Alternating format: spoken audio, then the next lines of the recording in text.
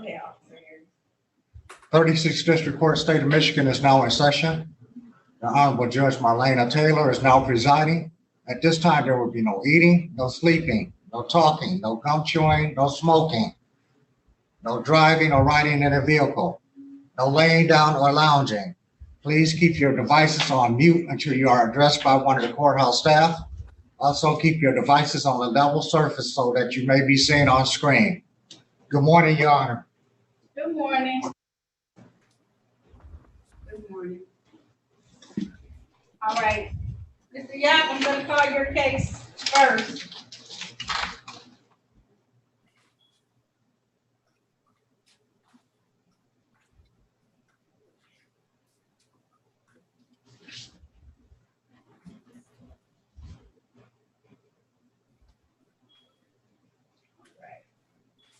All right.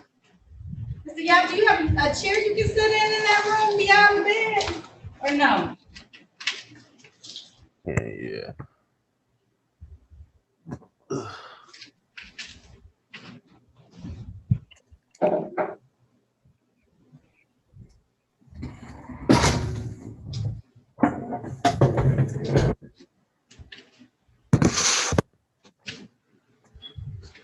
Thank you. All right, that's perfect. You ready? This is the matter of the people versus Nikia. This is ticket number 714066. One count of driving while license suspended. Also calling ticket number P1057105. One count drove while license suspended. Appearances for the record, starting with counsel, please. Morning, Your Honor. Linda Perkins Moore, P36136, appearing on behalf of Mr. Yap. In regard to the warrant, we'd ask that any warrant be set aside. He stands mute and waives a formal reading, wherein he would like to tender a plea pursuant to the recommendation. However, Your Honor, if you look at the recommendation, ticket number, he'll be pleading to amended charge and ticket ending in 0661. Failure to display, but there is nothing on the recommendation regarding the second ticket ending in 051. It will be dismissed. Okay. It looked like it was two different ones. I apologize. So he pleads to fail to display. Right. Okay. Dismiss the other one. All right. Thank you. You're welcome. All right. Is that at this time the court is going to set aside any bench warrants that may be out there for him, enter a plea of not guilty. But it's my understanding, Mr. Yap, that you want to take advantage of the plea today? Yes, Your Honor. All right. If so, can you please raise your right hand? Do you swear or affirm to tell the truth, the whole truth, and nothing but the truth? Yes, Your Honor. All right. Speak up a little bit for us. I have a court reporter here taking notes, and she just needs to make sure she can hear everything. Okay, Mr. Yap? Okay. All right. Did you have an opportunity to speak with an attorney in private today about your case and about your rights? Yes, Your Honor. Did anyone threaten you, force you, or promise you anything in exchange for a plea today? No, Your Honor. Are you pleading guilty of your own free will? Yes, Your Honor. Are you pleading guilty because you are guilty, sir? Yes, Your Honor. And do you understand that by taking this guilty plea today, you're going to give up any rights that you may have had to have a trial in the future? You say yes? Yes. Understanding all of that, did you still want to move forward with this plea today? Hold on a minute, somebody's talking. All right. All right. I want to take your attention back to the date of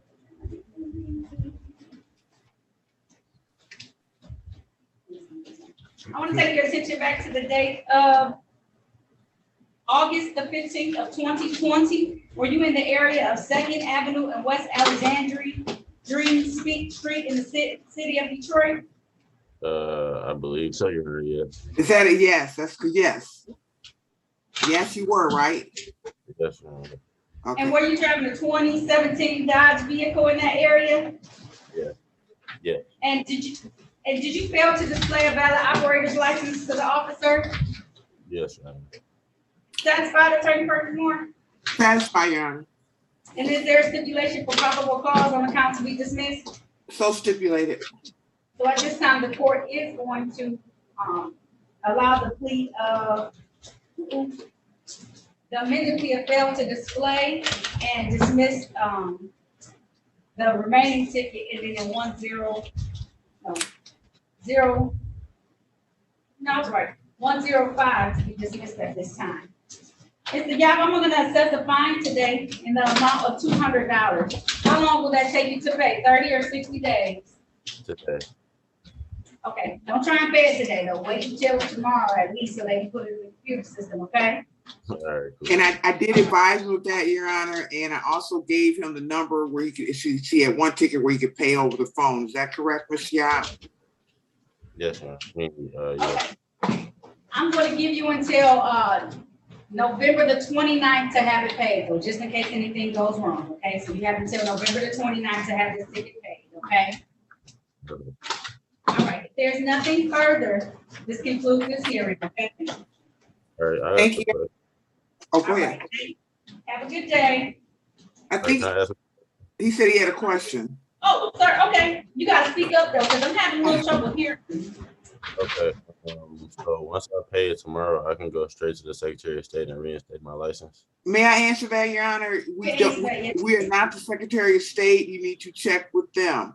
When you pay, you will also probably pay an additional $45 for a reinstatement fee. And if this is the only matter that you had pending, then your license is automatically being reinstated. But we cannot answer whether your license will be reinstated, okay? All right. All right, so you can set up an appointment at least to see what's going on, okay? I mean, Yep, once you pay for everything, they'll send over to the Secretary of State saying that you paid everything. With our court, so you're good. Okay. Okay. All right. Well, if there's nothing further, that concludes this hearing. Thank you.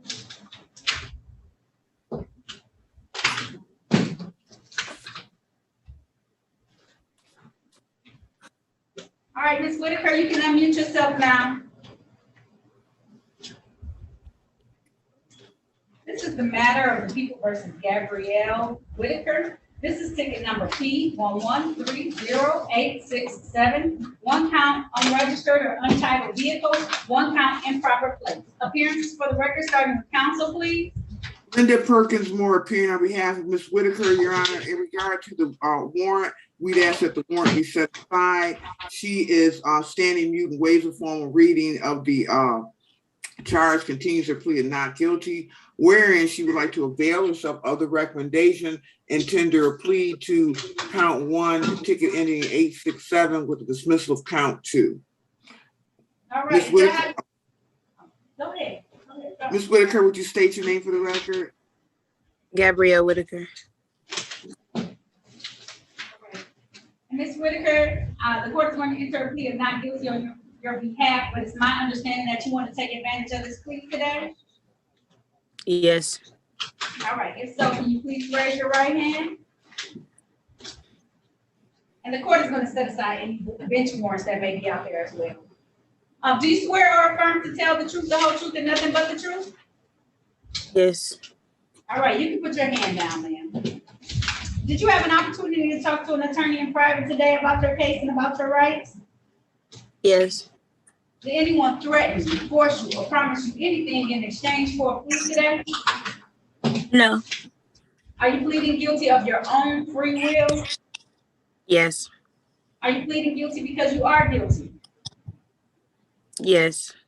And do you understand that by taking this guilty plea today, I know that was a weird question, All right, that you're going to exactly. keep up any rights that you discussed can that. to that plea in the future? Yes.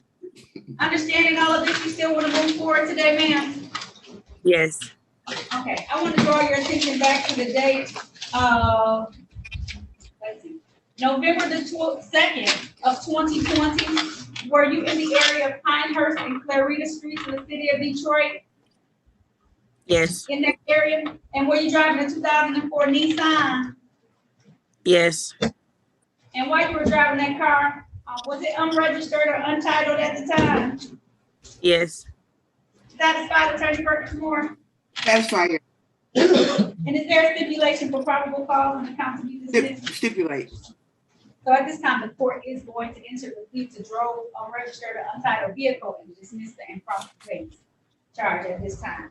Ms. Whitaker, are you currently working? Yes. Part-time. I'm gonna assess a fine today in the amount of $200. How long will that take you to pay? I can give you up to 90 days if you're working part-time. Does that work for you? Yes. Okay. I'm going to give you until January the 27th of 2021 to have that fine paid. Does that give you enough time, ma'am? 22. 22, thank you, 2022. Thank you. Yes. Okay, all right, that's like 3 months. So hopefully you can be able to pay for that in 3 months, okay? Okay. All right, if there's nothing further, that does conclude this hearing. Thank you so much. Thank you. All right, Thank have a you. good day.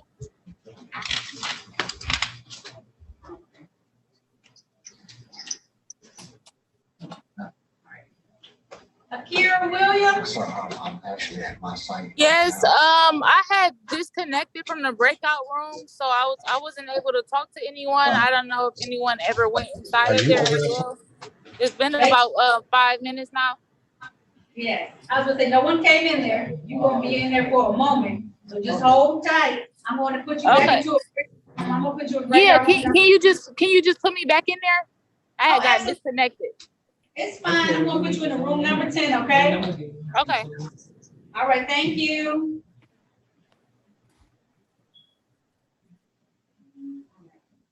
All right, Ms. Nope. Moore, I'm gonna get some offers, so just hold tight with me. And then I'll bring at 9:30, I'm gonna call over the trials today that are on the Okay. docket in a few more minutes. All right.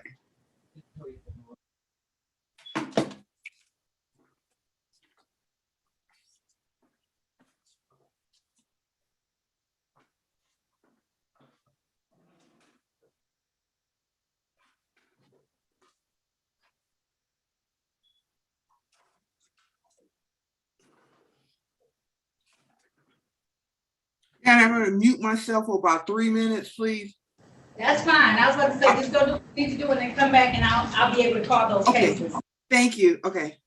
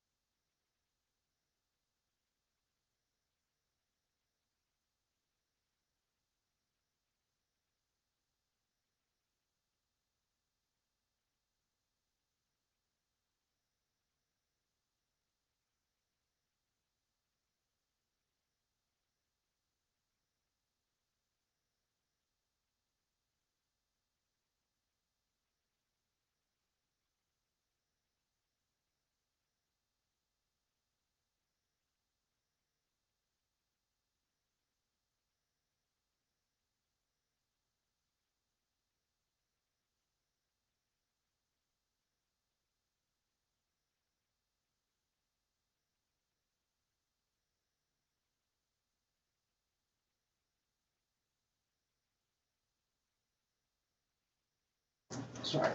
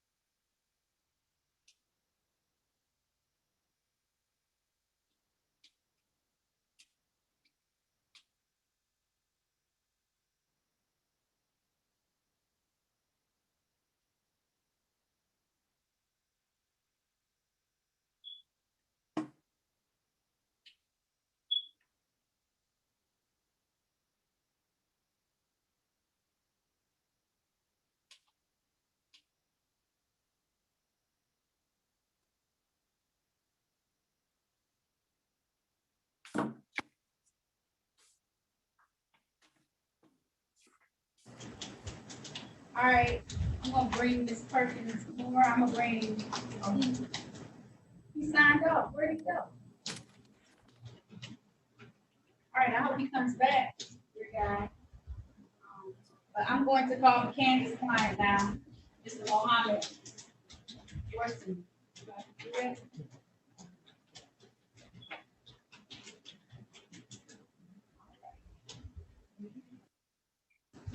All right, this is the matter of the people versus Mohammed Warsame. This is ticket number X3864516.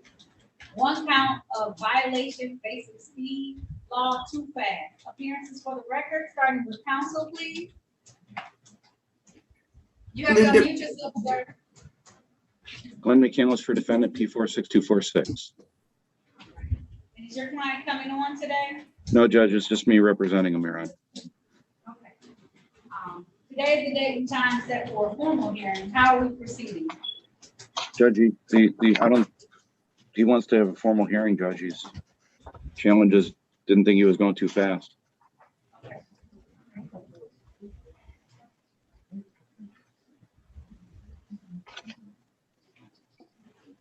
I don't know if the officer checked in or not.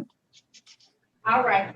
It is now 9:36 a.m. and this matter was set for 9 a.m. The officer has not checked in at this point in time. Do you have a motion, sir? Did we move to dismiss? At this time, the court is going to grant that motion to dismiss at this point in time without prejudice. So you know how that goes. Let your client know that this matter was dismissed today. I believe they can refile if they want to, but that's up to date if it's dismissed, okay? Thank you, Your Honor. Have a good day. Thank you. Have a good day. Thank you so much. Ms. Perkins Moore, I would like to do your client the same way. However, he is oh, there he is. All right. Okay, He checked out for a moment.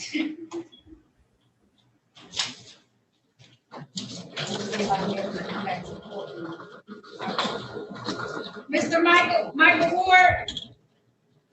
Yes, ma'am. All right, I need you to, all right. This is the matter of the people versus Michael Ward. This is ticket number N701277-21. One count of posted against trespass. O2. Appearances for the record, starting with counsel, please. good morning, Your Honor. Linda Perkins Moore, appearing on behalf of Mr. Ward. Mr. Ward, state your name, please. My name is Michael Ward. Your Honor, this matter is scheduled for trial today. It's my understanding the officer failed to appear. We would make a motion to dismiss. At this time, it is 9:37 a.m. No officer has appeared on this matter, so the court is going to grant that motion and dismiss it. Sir, stay out of areas that say that you can't go in, okay? Alrighty, I will. Thank you. No problem. They can refile this, but I don't anticipate that they will. So I just want to always let you know that, okay? Okay, alright. Sounds good. As of today, you're all Is there anything set. else I need to do? No, typically, this should be it. Give us some time to put it in the computer system. You can actually go to 36th District Court. I will check back on Friday. You should be able to print it out and it'll say that this matter was, okay? You, everybody else. Okay. Okay, sounds good. Thank you. Hold on All one right, second. you're welcome. Thank you, Mr. Ward. Appreciate it. Nope, get out of here. Have a good day. Bye. Bye-bye. You too. Thank you. Excuse me, Your Honor. I didn't mean to- It's okay. You're right. Okay, Ms. Perkins, well, I'm just waiting on getting some offers. We don't have too many people, but I don't have. Okay. Yeah, and I'm sitting right here. Get out the car. It don't holler at the dog. I'm sorry. It's okay. I'm gonna put you on mute. Let the dog.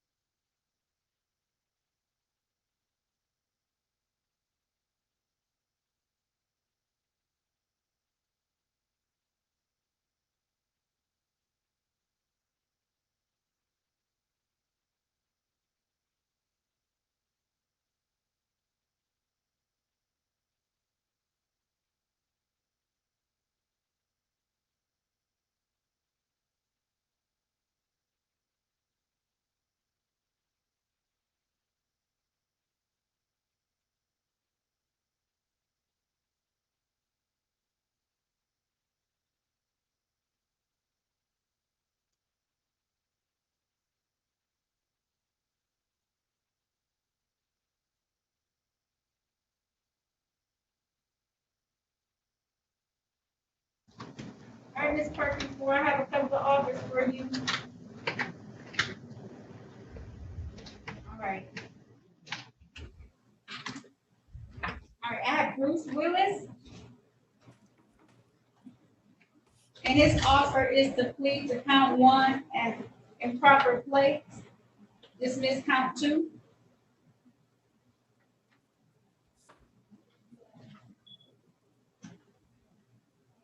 And I had I'm sorry, I didn't catch your name. Edwina Wallace Mackey, Okay, and that's to plead to improper plates with no insurance. okay. Where did you want to go first? Whatever one you send me to is fine, Kathy. You can send you to Wallace Mackey first.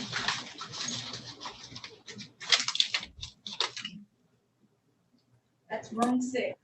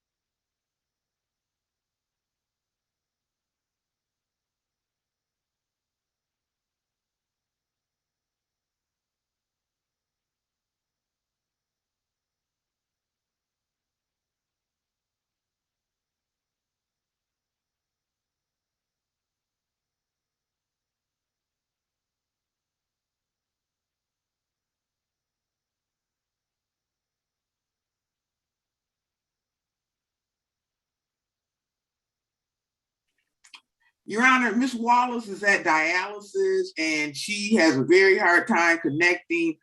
She can't hear me. So I think we need to reschedule because she's sitting in the hospital in dialysis.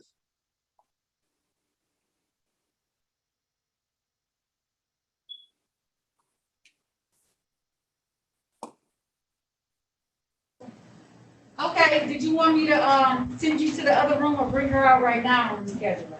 She can't, I guess to bring her out because she can't hear me at all. So you can bring her out and tell her, but she looks like she's at a dialysis center. Yeah, now be able to get out.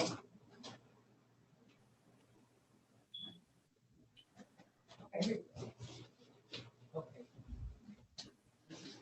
Miss Wallace Mackey?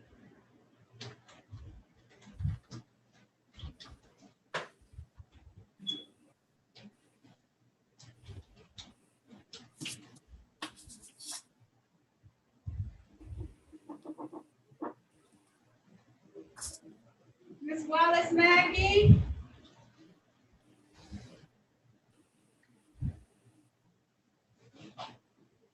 All right, I'm gonna send you over with Bruce Willis. If she comes out, I'll talk to her. Okay. That's room 7.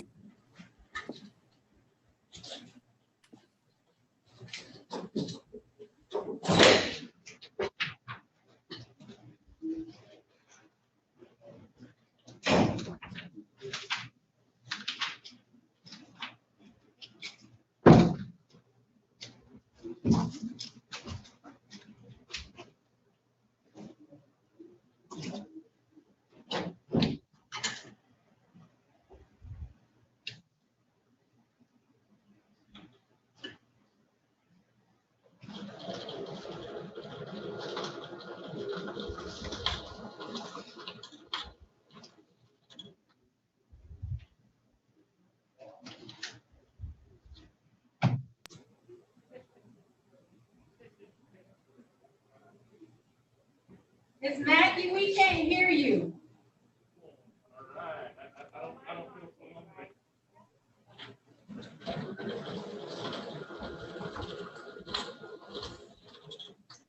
Hello? Hello, can you hear us? Ms. Mackey, can you hear us? Ms. Mackey, can you hear us? Just a minute. What did you say? I said, can you hear us? Yes, a little bit, yes. Okay, Ms. Mackey, we can see that you're in some type of hospital right now, so I'm gonna reschedule you to another day. Are you doing dialysis right now? Yes, I am. Okay, what days? Do you do that every single day, or do you do it certain days during the week? Oh, Monday, Wednesday, and Friday. So a Tuesday or Thursday will be better, so you can do it at home, the hearing? Yes. Okay, I'm gonna reschedule you for one of those days then.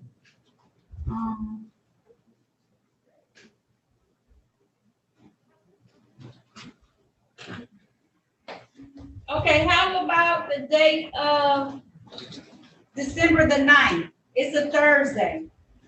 Okay, that's fine. Okay, I'm gonna put it on the record just so we know, okay, Ms. Mackey? Okay, thank you. You're so welcome, okay. This is the matter, you ready? This is the matter of the people versus Edwina Wallace Mackey. This is ticket or case number SP 9021571. This is one count of no insurance misdemeanor. Ms. Wallace Mackey, can you state your name for the record? Edwina Wallace Mackey. All right, this is the date and time scheduled for Ms. Mackey. I believe it's a show cause. No, it's a arraignment on the bench warrant. So the court is going to set aside the bench warrant at this point in time. Ms. Mackey is receiving dialysis right now, and so the court is going to reschedule this matter. I'm going to set a bond at $0 personal, and I'm going to have her come back on December the 9th, 2021 at 8:35 a.m. Okay, ma'am, that's a Thursday, so hopefully that works a little better so you can be at home, okay? Okay, thank you.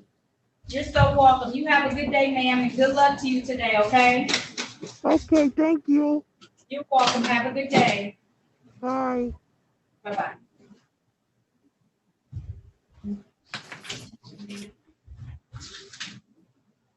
Hello, Mr. Arroyo. You want to call this matter? Good morning, Judge. How are you today? I'm good. Is your client coming on today? Yes, she will be here. Okay, I'll hold on.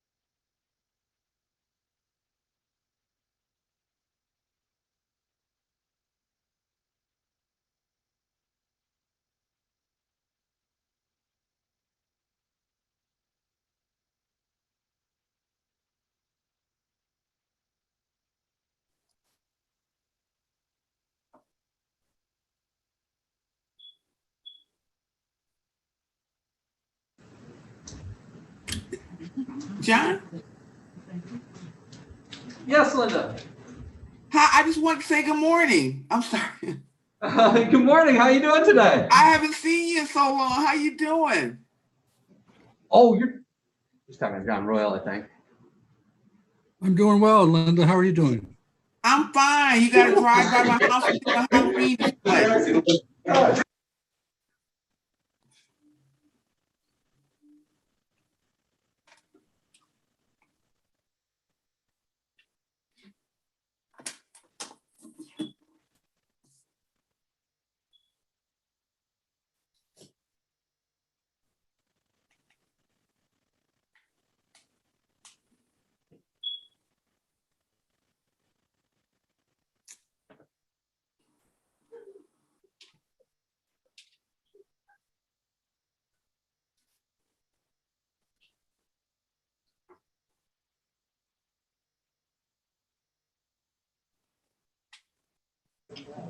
Ms. Perkins Moore?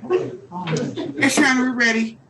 All right, I have a motion up, so you want me to, I'm gonna give you all the offers, and that way we can do all your matters, okay? Okay. All right, I have Tia, is a guy.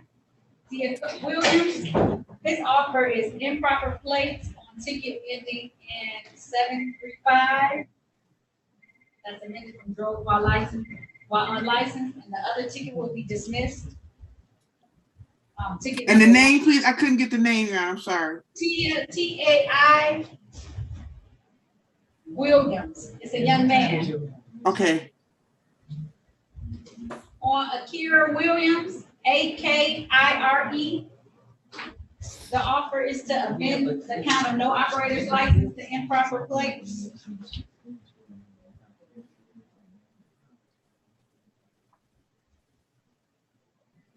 Okay. Michelle Winbush, W-I-N-S-L-E-T. Winbush, W-I-N-B-U-S-H. Okay. Or Winbush. Okay. All right. The offer is to plead to the amended charge of improper plates on ticket ending in 456 and dismiss the other ticket ending in 272. Okay. And then Madison White, it's an OWI case that's going to be amended to OWBI.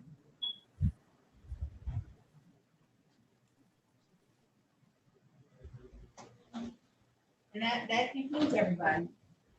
Okay, I'm ready. Okay, I'll put you in with Ms. Winbush first.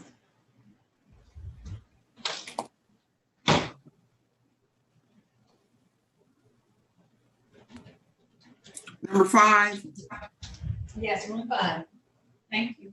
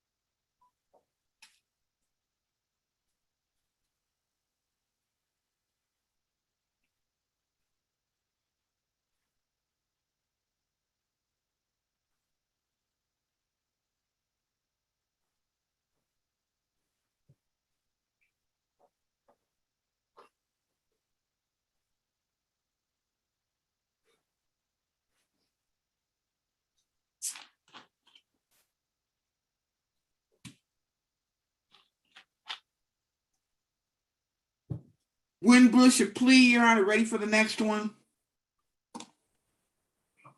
Put you in with Tia Williams. She's in room 8.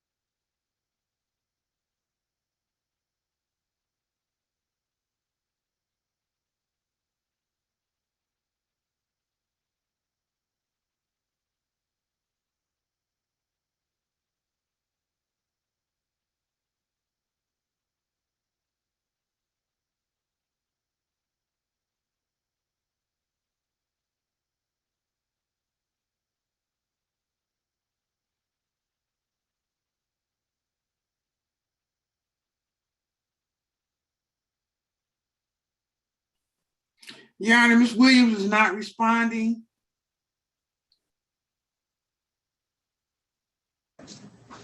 Okay, I'll put you in with Madison White. Okay.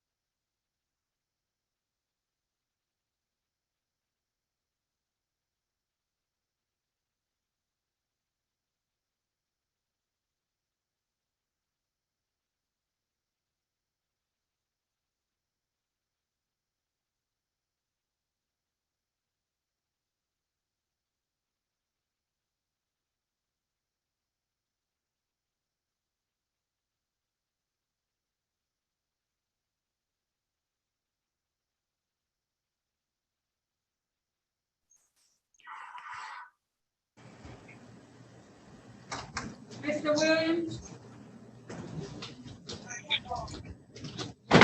Yes, ma'am. I keep getting kicked out. I'm sorry. I figured as much. I sent an attorney in there to talk to you, and she said she couldn't hear you, so I'm gonna put you back in the breakout room and have her, as soon as she finishes talking to the person, come talk to you.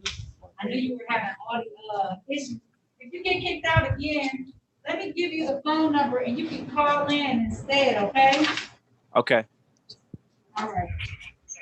The number is going to be.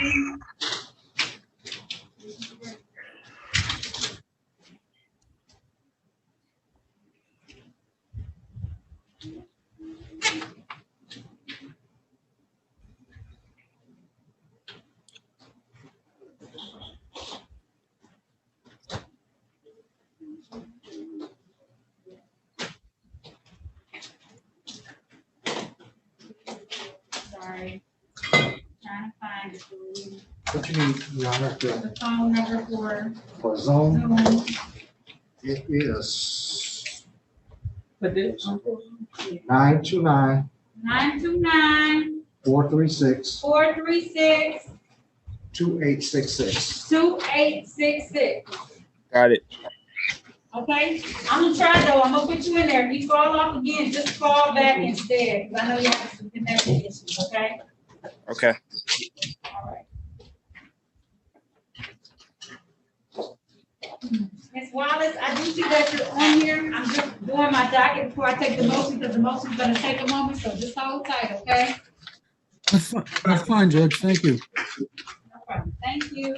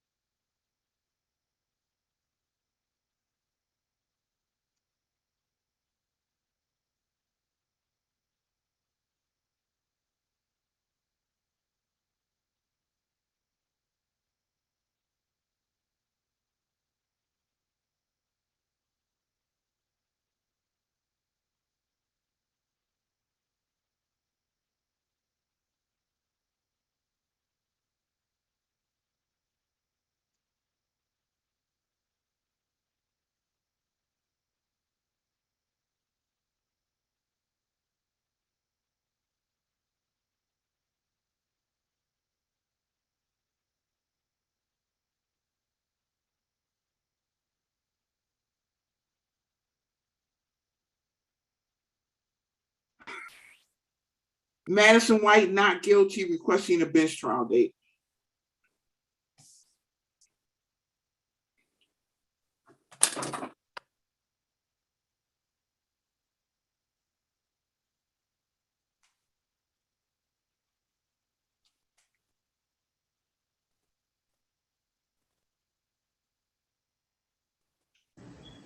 All right, I put, Tia Williams came back in and I put him in room 4 so we can try that again. He's having internet connection, so I told him if he gets disconnected again, that we're going to have him, go ahead and sign off and do it through the phone.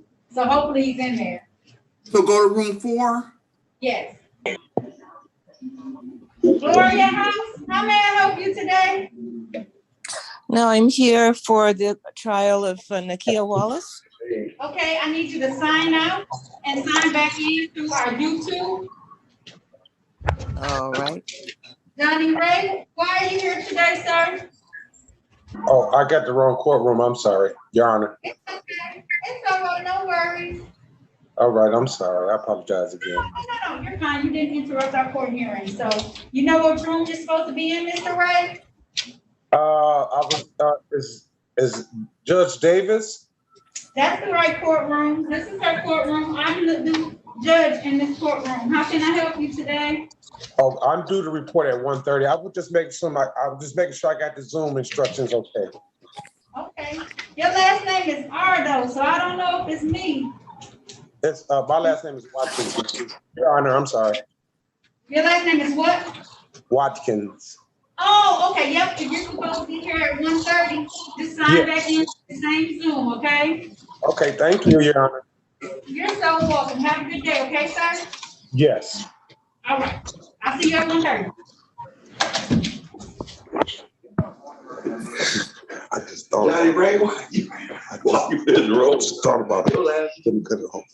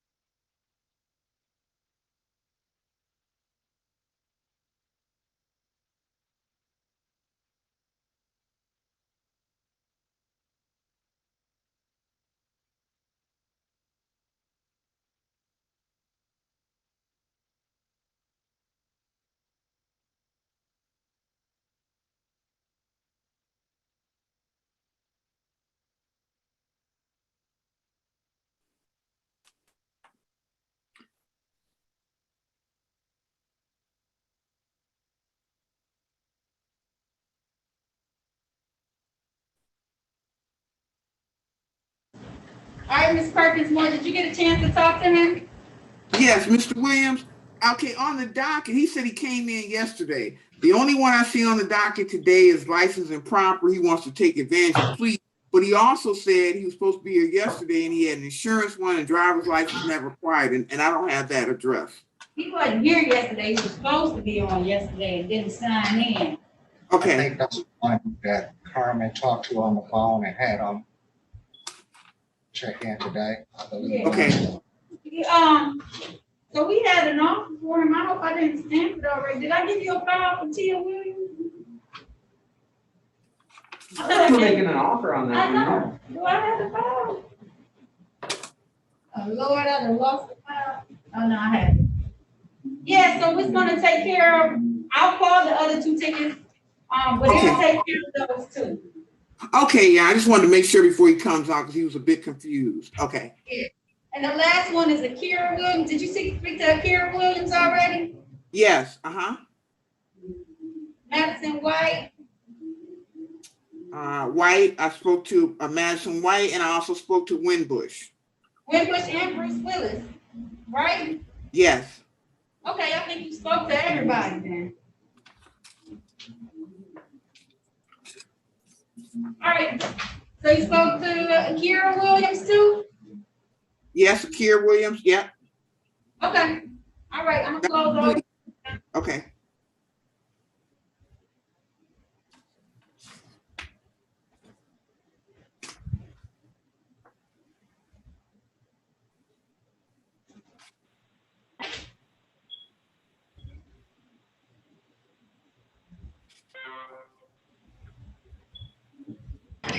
Okay, until I call your name for your hearing to be heard, please keep yourself muted at this point in time.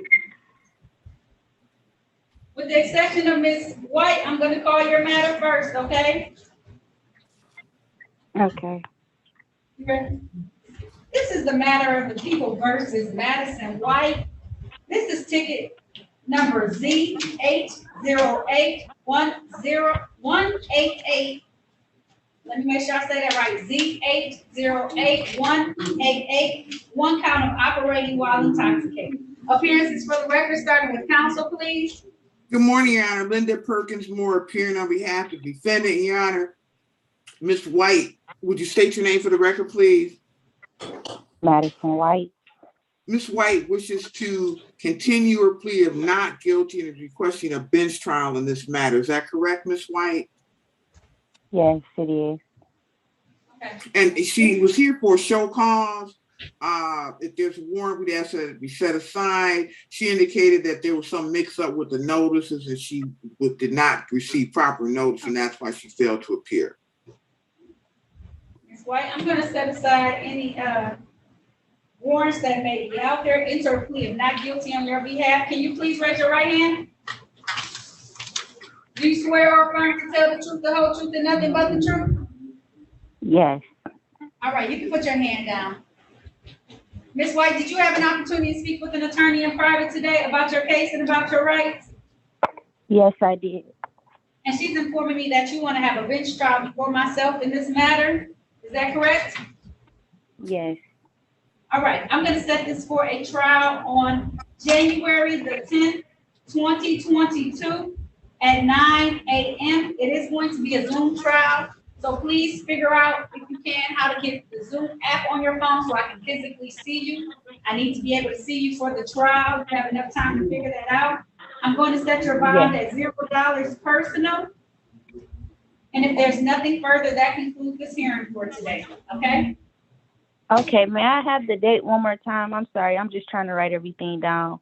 Yes, you may. It's going to be January the 10th, 2022 at 9 a.m. Okay. So that's a Thank Monday, you. okay? You're welcome. Have a good day, okay? You too. All right, bye-bye. Bye. Michelle Winbush, I hope your car isn't moving because you can't be moving in a moving vehicle while you're on court.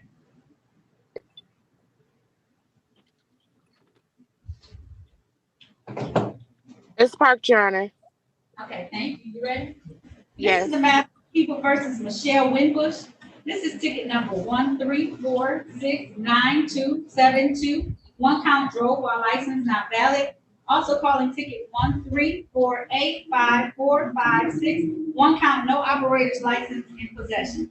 Appearances for the record, starting with counsel, please.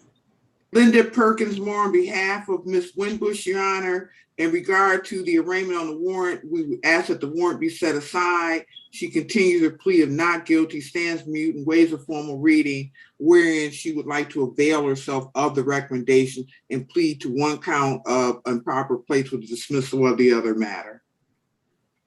At this time, the court will enter a plea of not guilty on your behalf. I will set aside any bench warrants that may be out there at this point in time. Okay.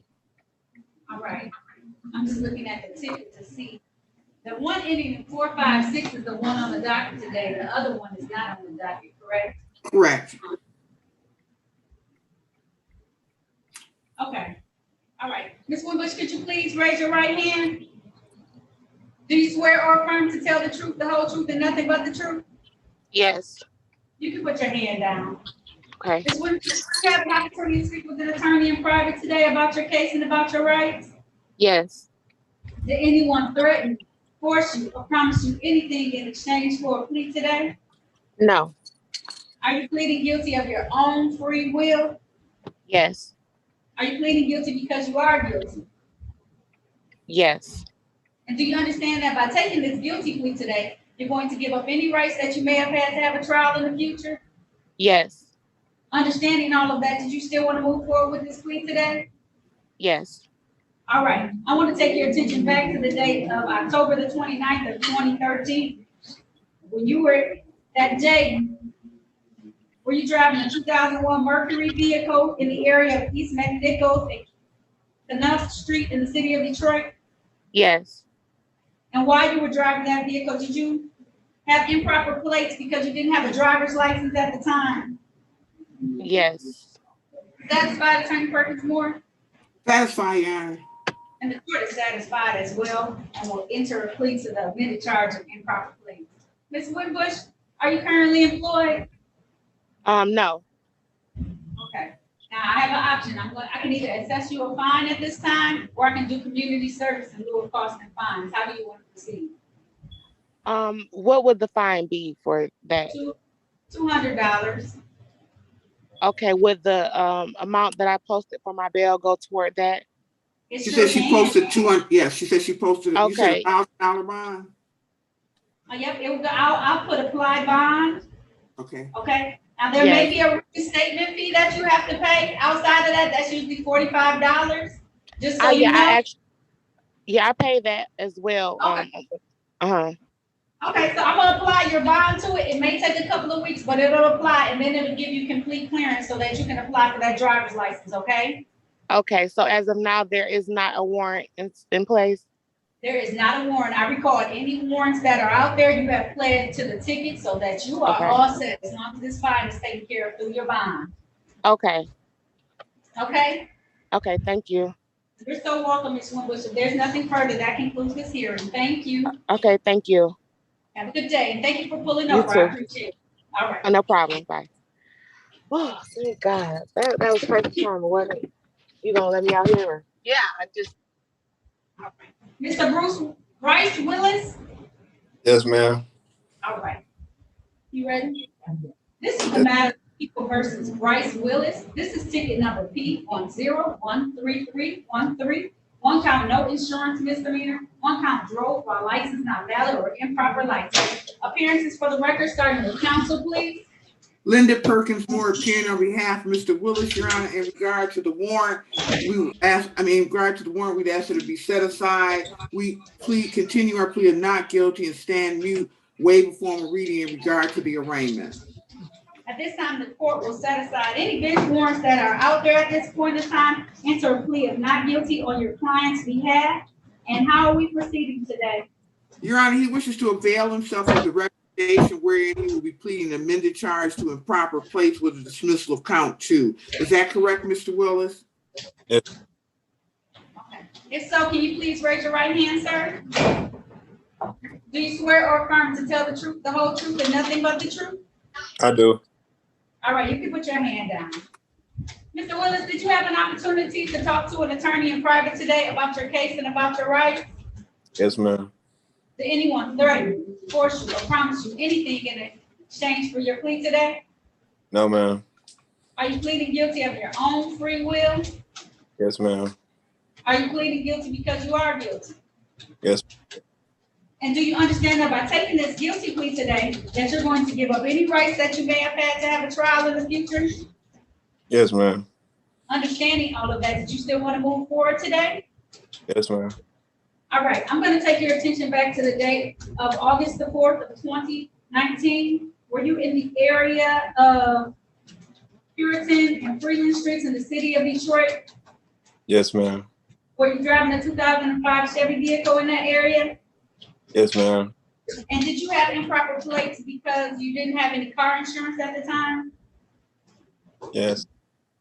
Satisfied, Attorney Perkins-Moore? Satisfied. And is there a stipulation for probable cause on the count to be dismissed? Stipulate, Your Honor. So at this time, the court is going to enter a plea to amend the charge of improper plates and dismiss count 2 drove while license not valid. Mr. Willis, are you currently working? Yes, ma'am.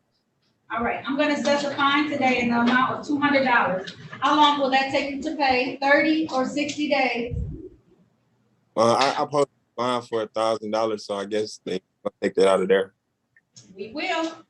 Just so you know, it's going to take care of any outstanding tickets you may have that may be in default or anything like that. It'll take care of all that, and whatever's left over remaining will be returned to whoever posted the bond. Okay. Can I ask a question? Do you know about how long that would take, or no? About a couple of weeks. Okay. Take a couple of weeks for it to process. Okay. Okay. Okay. So I'm gonna have applied bond to it, and like I said, any other costs and fees you may owe, you have some tickets in default, they're gonna take out all of the money to pay off everything before they return any money to you, okay? Okay. All right, if there's nothing further though, they can lose this hearing, okay? Okay. All right, have a good day. Thank you. You're welcome. Tia Williams, Mr. Williams? Yes, ma'am. Okay, we're gonna call your matter. You ready? This is the matter of the people versus Tia Williams, ticket number P1155735. One count drove while unlicensed. Ticket number P1156127. One count dirty, obscure, improper display plates. One count no proof of insurance. Appearances for the record, starting with counsel, please. Linda Perkins-Moore appearing on behalf of the defendant. Your Honor, is he here for a show cause today? Or was this the one missed from yesterday? It was from yesterday. Okay. I believe it was a show cause. It was a show cause from yesterday. Yep, Okay, yeah. show cause. Linda Perkins-Moore appearing on his behalf. Your Honor, if there are any warrants, we'd ask that they be set aside. If he hasn't been arraigned, he will continue his plea of not guilty, stands mute, waives a formal reading, wherein he would like to avail himself of the recommendation and tender a plea today. Is that correct, Mr. Williams? Yes, ma'am. If there are any warrants outstanding, I'm going to recall them at this time. The court is going to enter a plea of not guilty on your behalf. Mr. Williams, can you please raise your right hand? Yes, ma'am. Are you able to activate your camera, or is it causing your internet to mess up when you do that? I can activate it if you want me to. Yes, please. Like in a There stand. you go. Okay. Do you swear your other right hand, sir? Do you swear or affirm to tell the truth, the whole truth, and nothing but the truth? You gotta stop walking, Mr. Williams, because that's how you're losing connection. I'm sorry. Okay, there you go. Do you swear or affirm to tell the truth, the whole truth, and nothing but the truth? Yes, ma'am. You can put your hand down. Mr. Williams, did you have an opportunity to talk to an attorney in private today about your case and about your rights? Yes, ma'am. And she's informing me that you want to take advantage of this plea today. Yes, ma'am. Did anyone threaten you, force you, or promise you anything in exchange for this plea? No, ma'am. Are you pleading guilty of your own free will? Yes, ma'am. Are you pleading guilty because you are guilty? Yes, ma'am. And do you understand that by taking this guilty plea today, that you're going to give up any rights that you may have had to have a trial in the future? Yes, ma'am. Understanding all of this, did you still want to move forward with the plea today? Yes, ma'am. All right, I want to take your attention back to the date of January the 17th of 2021. Were you driving a 2004 Cadillac in the area of East 7 Mile and Beach Street in the city of Detroit? Yes, ma'am. And while you were driving that vehicle, did you have improper plates because your license was, you weren't licensed at the time? No, ma'am. No, you did not have improper plates? Did you have a license at the time, sir? No, ma'am. Okay, all right. Satisfied, Attorney Perkins Moore? Satisfied, Your Honor.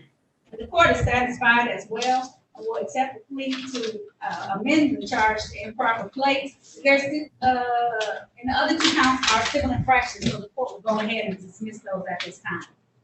Mr. Williams, are you currently employed? Yes, ma'am. All right, I'm gonna set a fine in the amount of $200. How long will that take you to pay, 30 or 60 days? 30.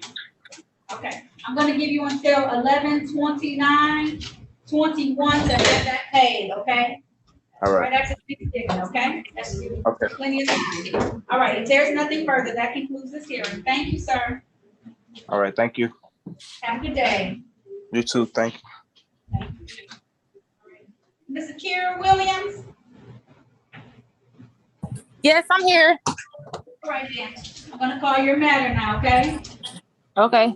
I never got, no one ever came in the breakout room. Oh, okay. I apologize, Your Honor. I thought I had spoken to you. If you want to put me in there now, that's fine. Okay, Ms. Williams. Ms. I Williams, apologize.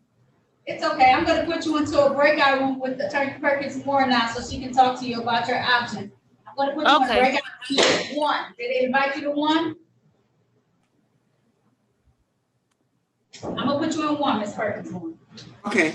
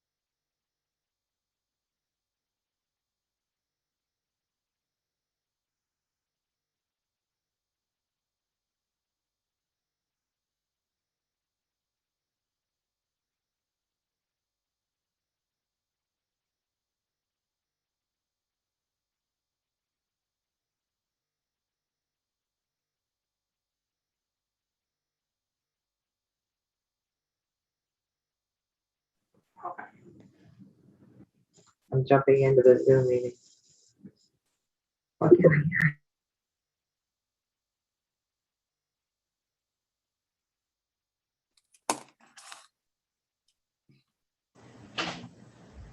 Your Honor, Kiera Williams, she says she drives multiple vehicles. She wasn't sure whether she had her insurance or license at the time.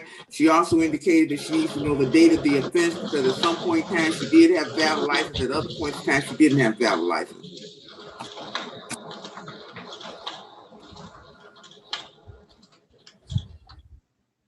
So we said it's for a bench trial? Yes, Your Honor, just set it for trial because I told her I couldn't tell her. I asked her when, where. She said she drives multiple vehicles. She's not sure. She got a number of tickets, so I don't know. Okay. Yes, I was just asking what offense date was this? And she said she didn't know. I was just trying because she asked me a question. I can't answer the question if I don't know what date she's referring to. It's February 24th of 2021 in the area of Hazelwood and 14th Street. Okay, so yes, I did have license. You did have a license? Do you have your license right now, Ms. Williams?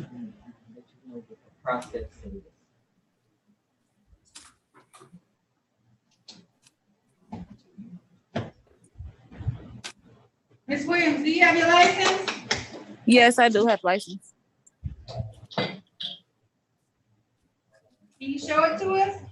Yes, just a second.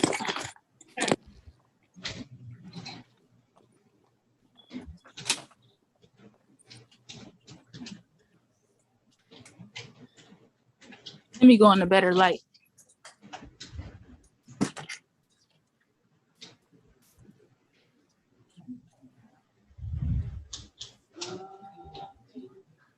Bring it in a little bit. Trying to see the date. I gotta see the expiration date. The expiration date is 11/07/2024.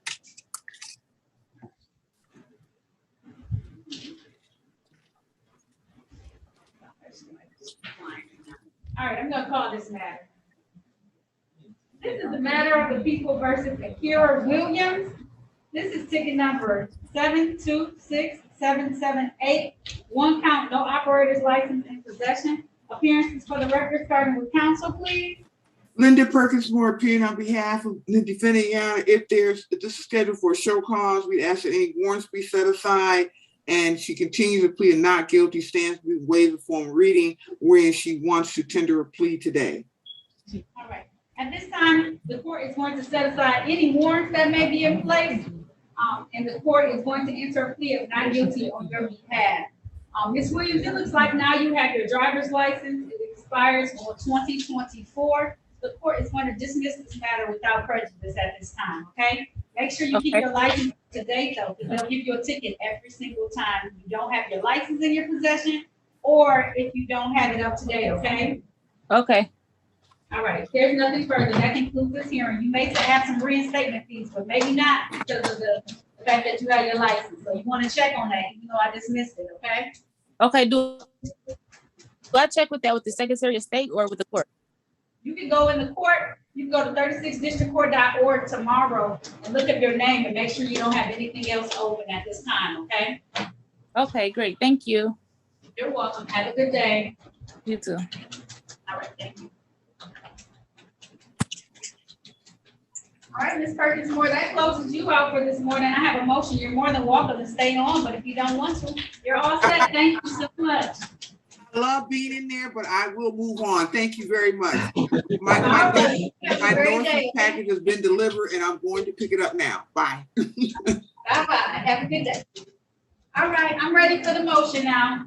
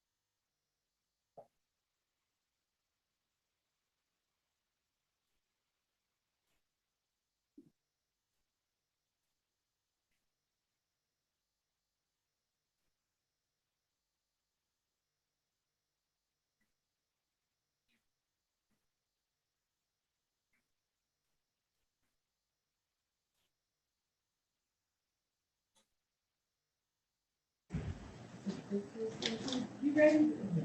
This is the matter of the people versus Nikia Wallace. This is ticket number 8082611, one count interfering with government employee performing their duty. Also calling Z ticket 808261, count 2, loitering, impeding pedestrians and or vehicle traffic. Appearances for the record, starting with the city attorney. Good morning, Your Honor. John Gillis, P79500, on behalf of the people of the city of Detroit. And attorney counsel. May it please the court, John Royal, bar number P27800, appearing as attorney of record on behalf of Nikia Wallace, who's present on the Zoom. All right, Ms. Wallace, can you state your name for the record, please? Nikia Wallace. And this is the date and time set for a motion hearing. Now, I'll establish right now the two motions that were filed a while ago. Let me make sure I have the right one. The motion for preservation and disclosure of discovery, as well as the motion for motion to dismiss because of retaliatory prosecution and motion for evidentiary hearing will be heard today. Mr. Royal, the one that you filed, the motion to actually dismiss it, I'm going to give the city attorney's office some time to respond to that, but we'll deal with the other motions today. And then that way we'll give us another date. I'm going to do probably a written and verbal response to it, but I will give them some time just on that last one that you filed to be able to respond to it in writing. Thank you, Your Honor. We have no objection to that. Okay, thank you. But I will hear the other two today so that we can be able to get those motions together and I can be able to render my opinion the next court meeting. Okay. Very good. Is there, does the court have a preference as to which motion we do first? We can handle the motion to compel evidence first, please. I'm sorry. The motion to compel evidence. I apologize. Motion to compel evidence. Motion for discovery? Discovery, yes. Yeah. The response filed by the city to the motion for discovery, Your Honor, is inadequate in several critical respects. Primarily, the city continues to refuse to recognize its legal obligation as established by the case law that I cited in my reply brief. Their legal obligation to provide discovery that's in the possession of the Detroit Law Department, as well as any discovery in the possession of the Detroit Police Department. And so in their motion, they repeatedly say that the plaintiff does not have this in their possession, this, that, and several other things. That's a misleading response because it does not acknowledge their legal responsibility to be responsible for discovery that's in the possession of the police department as well as of the Detroit Law Department. And that creates issues regarding the whether or not material can be furnished. In this case, the police reports that have been furnished to us in discovery indicated there are 5 officers who are considered arresting officers with respect to the situation of Nikia Wallace on July 10th, 2020. They have now provided us with body cam video of 4 of those officers. And with respect to the 5th officer, Officer Eric Brown, the city's response simply says, the plaintiff is not in possession of body cam footage for Officer Eric Brown from July 10th, 2020. But that does not provide the court or the defense with the information we need to see how to proceed. The fact that it's not in the possession of the city law department does not mean they have no obligation to provide it. The issue is it in the possession of the Detroit Police Department? And if it's not, then the issue is, why not? What happened to it? What do the records of the police department show as to its status? If the video was created and originally stored by the police department and then subsequently been destroyed, that may serve as a basis for a motion to dismiss. But we can't know that without knowing what the facts are. And based upon the authorities I've cited in my reply brief, we think the court should direct the city to provide a more comprehensive response with respect to the body camera footage from Officer Eric Brown from July 10th, 2020, so we know what happened to it. Under the policy manual of the Detroit Police Department, Officer Brown was required to wear an operative body camera on the day of this incident. And under state law, the police department was required to preserve body camera footage taken during the course of the arrest of Ms. Wallace until the conclusion of her litigation. And that would include both the civil lawsuit pending in federal court and the criminal charges pending in this court. So I think the court needs to direct the city to furnish a more comprehensive response as to what happened to the body camera footage for Officer Eric Brown for that date, so that we can know how to proceed from here with respect to the failure of the city to provide a copy of that video footage to us. And the same issue is presented with respect to the request we made for the daily activity logs of the 5 arresting police officers.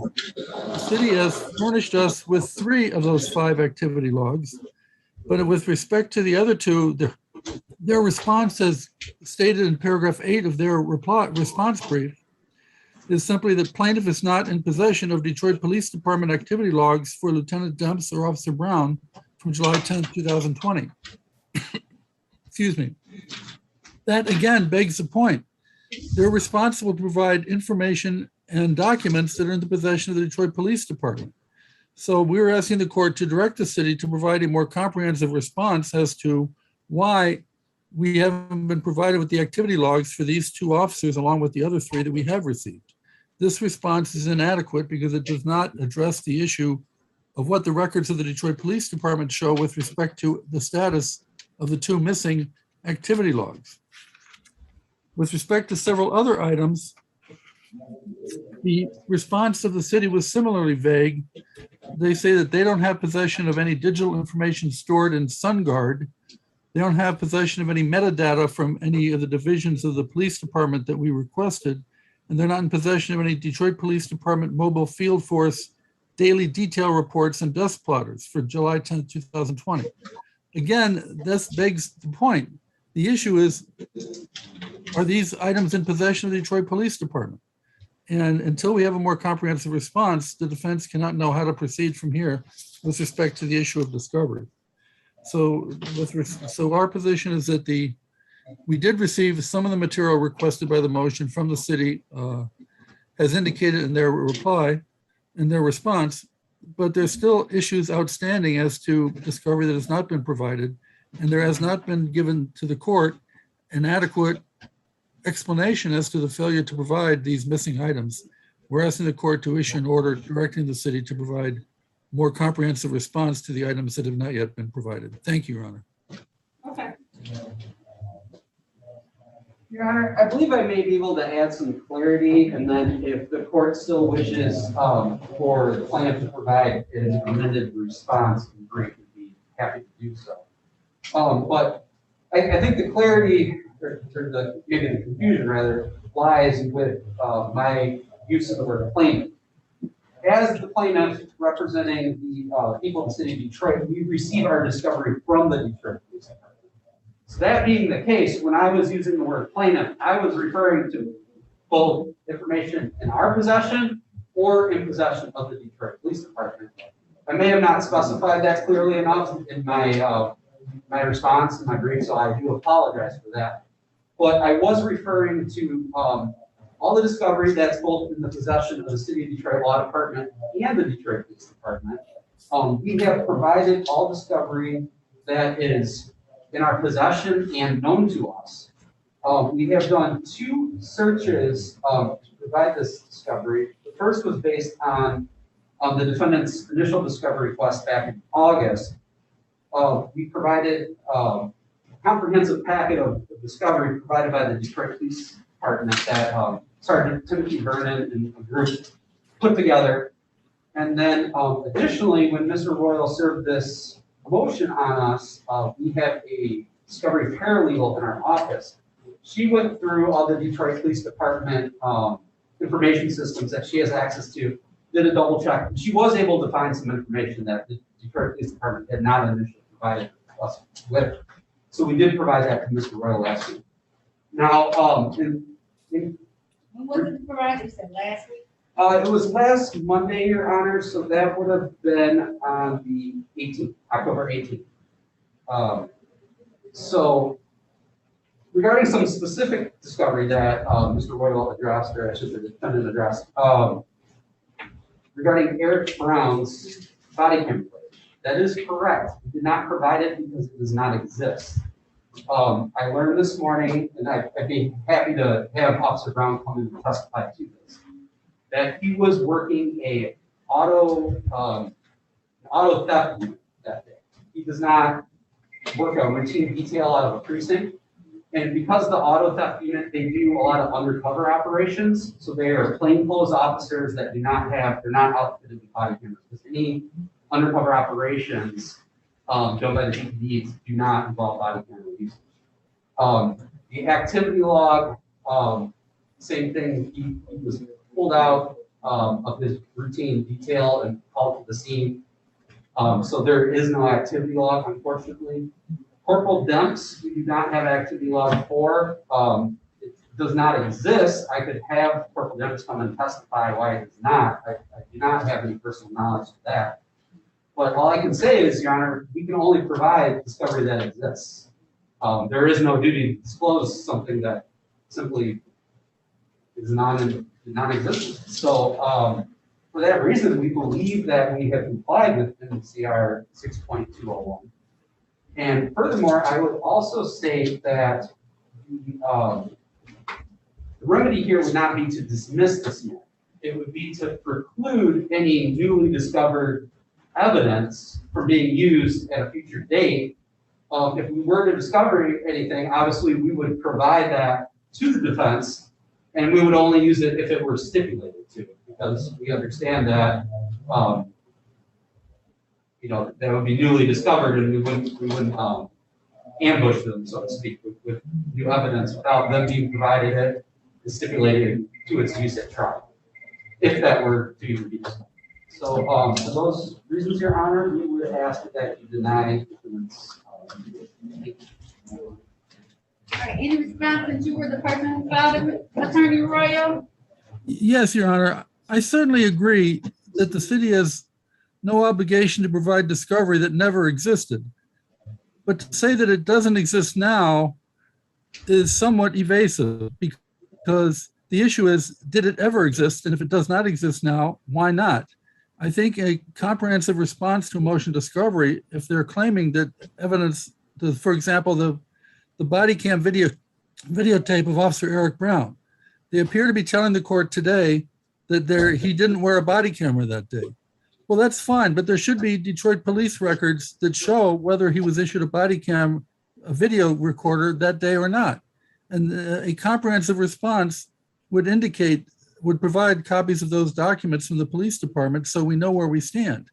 If in fact there was a video that was created and it's subsequently been destroyed, whether through accident or negligence or what have you, we are entitled to know that, because that could well provide the basis for a motion to dismiss or a motion for some other action by the court.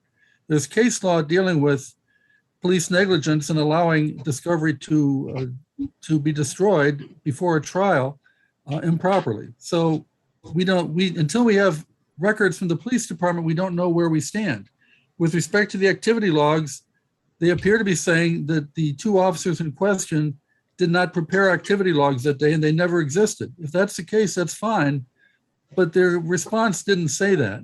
And I should think that there should be some records in the police department that would indicate why these two officers did not prepare activity logs on that particular date. In fact, what's interesting is that activity logs often indicate if the officer preparing the log had a police body camera that day. And so that would be some evidence. If we could see Officer Eric Brown's activity log, that may tell us whether he had a body camera that day. But at this point, we have nothing on the record, no documents from the police department to confirm what the status of this missing material is, whether it ever existed, and if it did exist at some time and does not exist now, why not? So thank you, Your Honor. And knowing that the rule is that if this doesn't exist, it would have to be shown that they did destroy it maliciously in order for a negative jury instruction to ensue on this particular matter. I believe that's the remedy, if that is even proven and shown. So I can give you an option. Counsel for the city has spoken to and said that they don't have it, but I can have him produce the witnesses, Officer Brown as well as Officer Danford, for the next court hearing, if you would like to question them about whether or not they ever had that information. I don't know if what you're requesting is something that they'll be able to do, as far as if there's documentation or if there's no recording of, the police don't have any recordings of the duty log for whatever reason that may be. We can take testimony from those officers to find out why that didn't take place. Okay? Is that something you want, Mr. Roy? Yeah, yes, Your Honor, I appreciate the opportunity. We would take advantage of the court's offer to allow us to revisit this issue at the next court date. So the court will have asked the city attorney to provide those two officers, knowing that the explanations have been given. I have taken notes, but to have the opportunity for him to question those officers on why they are not, why that information is not being provided. Absolutely, Your Honor. We'll make sure they are available. Thank you. All right. So moving into the second argument, counsel, this is the argument for the motion to dismiss charge of interference. Is this the one that was just filed? I think the remaining motion is to dismiss based upon retaliatory prosecution. There you go. I knew I was reading the wrong one. That's why I stopped myself halfway through because I knew. So go ahead and argue that motion, Mr. Royal. Thank you, Your Honor. You're welcome. Your Honor, I've been a criminal defense attorney for over 40 years, and in that time, this case presents the most clear-cut example of a retaliatory prosecution that I have ever seen, or that I've known about taking place in the city of Detroit. In order to place this in context, I think a little history is necessary. As the court knows, back in the end of May of 2020, there was a police murder of George Floyd in Minneapolis, Minnesota. And as a result of that, there were nationwide protests of police misconduct that took place everywhere across the country, including in Detroit. The protests in Detroit began on Friday evening, May 29th, and there was immediately conflict between the protesters and the police, and different stories have been told as to who was the source of that conflict. But over the course of the next 5 nights, over 400 Black Lives Matter protesters were arrested in Detroit. And then there continued to be arrests periodically throughout the summer. Because of the volume of arrests, concerned defense attorneys came together in a coalition, the Detroit Coalition, the Detroit Coordinating Defense Coalition, which was comprised of the Michigan chapter of the National Lawyers Guild, the Detroit chapter of the National Conference of Black Lawyers, a social justice organization, Michigan Liberation, the Detroit Justice Center, the Wayne County Criminal Defense Bar Association, and Neighborhood Defender Service. And they came together to provide pro bono representation to arrested Black Lives Matter protesters in Detroit, and our reach has now been extended throughout the state of Michigan. We have represented approximately 300 arrested protesters in Detroit out of approximately 500 protesters who were arrested during the summer of 2020. One of those protesters is my client, Nikia Wallace. Nikia Wallace is one of the founders and leaders of the protest organization that formed last summer, Detroit Will Breathe. And she has been outspoken in her protests in the mass media of the repressive actions of the Detroit Police Department against nonviolent Black Lives Matter protesters in the city. And she has become well known as a result of her outspoken leadership of this movement. Once our coalition formed and we became attorneys of counsel for hundreds of protesters, we began requesting discovery from the city of Detroit. And we constantly obtained, in respect to hundreds of protesters, the same response. There were no police reports, and the police body cameras had all been destroyed after 90 days in accordance with the city of Detroit Police Department retention policy. There was no discovery to be provided, but we continued to press for discovery in these cases. And in particular, on this case, on behalf of Nikia Wallace, has the register of actions for her original charge. She was originally charged with a disorderly conduct on July 10th, 2020. The register of actions for that case shows that on January 6th, 2021, the defense filed a motion to dismiss her case for failure to provide discovery. The city's claim in their response brief that they made the motion to dismiss the case against Nikia Wallace is completely false.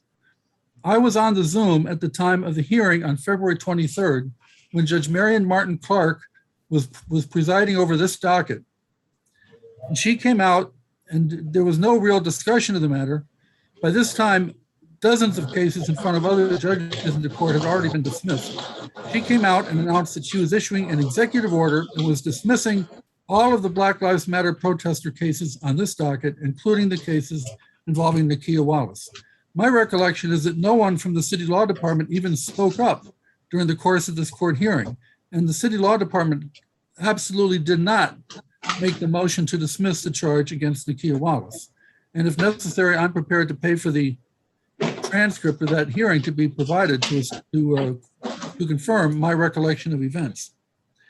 In any event, Judge Martin Clark dismissed the charge against Nikia Wallace on February 23rd. And that's an important date because simultaneously with the proceeding going on, Nikia Wallace is one of 10 named plaintiffs in a federal court lawsuit that has been filed against the city of Detroit and the Detroit Police Department to ask the federal court to stop the police department from using repressive and violent tactics against nonviolent Black Lives Matter protesters and to seek for damages as a result of the number of protesters who've been seriously physically injured and beaten in the course of being arrested by the Detroit Police Department. The first significant event in that litigation, that lawsuit was filed August 31st of last year. The first significant event was that the civil attorneys filed a motion for a temporary restraining order. Well, we all know how difficult it is to get a federal court judge to issue a temporary restraining order. But based upon the briefs and evidence submitted by both sides, the federal court judge issued a temporary restraining order on September 4th, along with a strong opinion prohibiting the police department from continuing to use violent and illegal tactics to suppress Black Lives Matter protesters in Detroit. So next we come to, and this resulted in a huge wave of bad publicity for the city of Detroit and the Detroit Police Department, because Chief Craig, up until that time, had continually held press conferences trying to claim that the protesters were responsible for the violence.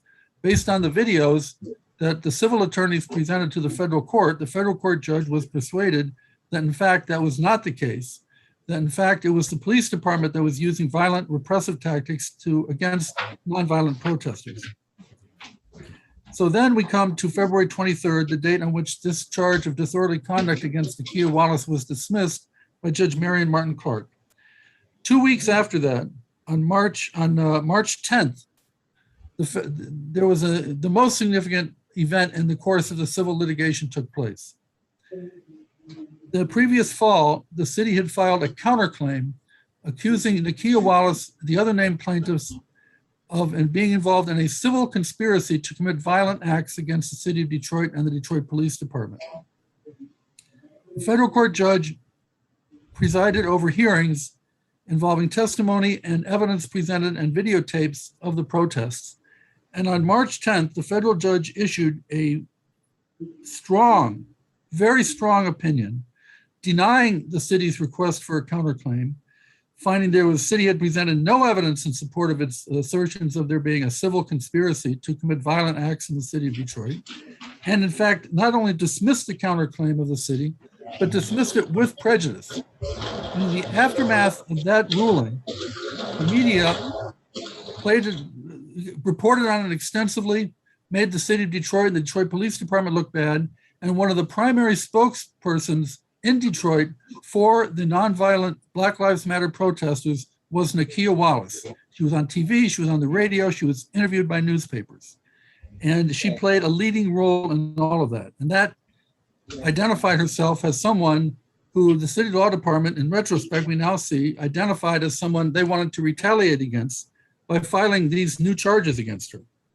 The new charges were filed on March 4th, 2 months after the dismissal of the disorderly conduct case and roughly a month and a half after the federal court opinion denying or dismissing the City of Detroit's counterclaim in that lawsuit. Now, in this Detroit Law Department's response to my motion to dismiss, they claim that after the original charge of disorderly conduct was dismissed against Ms. Wallace on February 23rd, the Detroit Police Department furnished them with evidence and information that they used to determine what the appropriate charges should be. So what the City of Detroit Law Department is saying to this court is that for 7 months, while the charge of disorderly conduct was pending against Nikia Wallace, they never examined the case to see what charges were appropriate, and that they only did so after Judge Martin Clark had dismissed the original charge of disorderly conduct. That's absolutely reprehensible. But what's even more reprehensible is the fact that in the wake of the filing of these 2 new charges, we put in a request for discovery, and the next thing I know, I get a packet of discovery of 50 pages of police reports concerning the arrest of Nikia Wallace on July 10th, 2020. In addition, we begin receiving videos of police body camera videos of the arresting police officers. We've now been received 3 of those, and we're told the 4th one is in the mail to us. So what this means is that when the charge of disorderly conduct was pending against Ms. Wallace, and the law department was constantly telling the court and us that there were no police reports and that the body camera footage had been destroyed in accordance with the Detroit Police Department 90-day retention policy, they were providing false information. And the court should be aware of the fact, as we pressed this issue last fall, the law department did provide something like 50 or 70 videotapes of police body cameras, but they never identified any of them as being relevant to any arrested protester. Our attorneys spent many hours reviewing these body cams and could not find a single protester that we represent whose arrest was depicted in them. So it's just that we were given a bunch of meaningless nonsense to waste our time to view without it being relevant to the people we're representing. And in particular, while they're giving us these irrelevant videotapes, they withheld the 50 pages of the police reports involving the arrest of Nikia Wallace that they've now provided us with, and they withheld the 4 body cam videos of arresting officers of Nikia Wallace that they've now been providing to us. So the City of Detroit Law Department, with respect to the prosecution of Nikia Wallace, has no credibility whatsoever. They have been providing false information to the court and to defense counsel for months, and now all of a sudden to come forward and say they were acting in good faith when they approved these 2 new charges against Ms. Wallace is not entitled to any credibility. They have not identified who in their office was responsible for the decision to refile these charges against Ms. Wallace, when that decision was made, or the circumstances under which it was made.